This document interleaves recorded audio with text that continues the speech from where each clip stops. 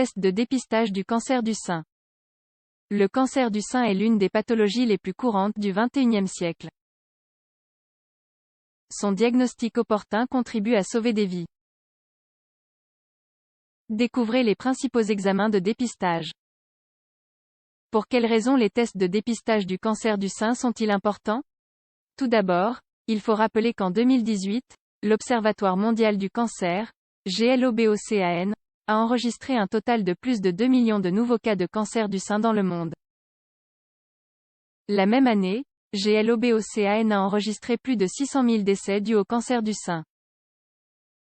Ces données placent le cancer du sein au deuxième rang des nouveaux cas de cancer et au sixième rang en termes de décès. Les tests de dépistage, qui sont variés, jouent un rôle fondamental dans le pronostic de la maladie. Ils visent notamment à détecter les lésions tumorales à un stade précoce, avec le risque le plus faible possible pour la santé. Test de dépistage du cancer du sein. Une information publiée à travers l'Institut national du cancer signale que les examens de détection du cancer du sein s'effectuent principalement chez les femmes qui présentent des antécédents familiaux de la maladie ou autres facteurs de risque significatifs.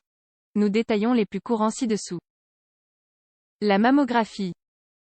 La mammographie est un type d'imagerie diagnostique qui utilise des rayons X pour détecter les changements provoqués par le cancer au niveau du tissu mammaire.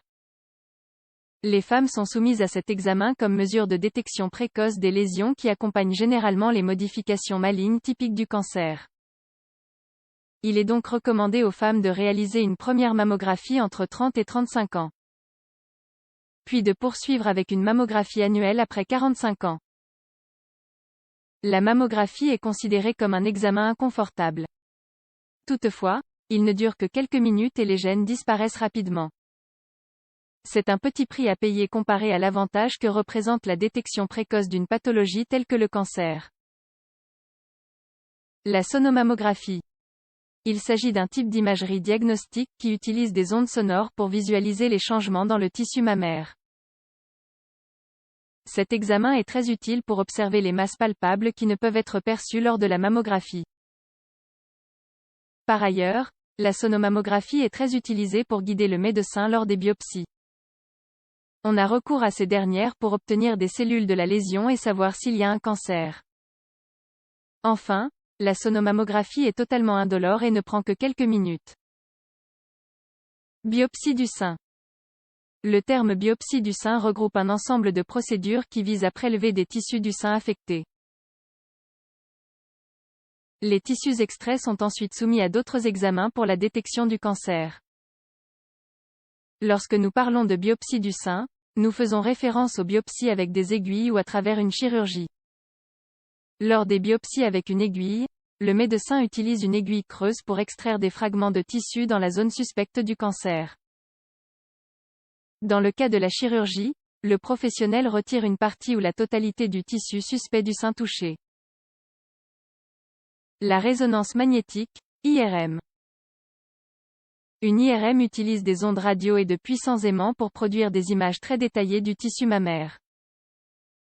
Cet examen prend des photos sous de nombreux angles et crée des images de parties du tissu mou du corps qui seraient difficiles à voir avec d'autres études d'imagerie.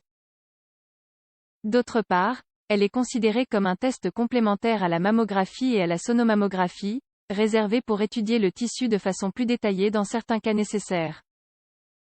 Cela s'explique par son coût élevé et son plus grand risque d'échec positif pour des lésions suspectes. La résonance magnétique est totalement indolore et n'émet pas de radiation dans le corps. Test de dépistage du cancer du sein, ce qu'il faut retenir. Il existe divers examens pour détecter le cancer du sein de manière précoce et opportune. Actuellement, le plus utilisé est la mammographie. Elle implique l'usage de rayons X pour tenter d'observer des changements dans le tissu mammaire.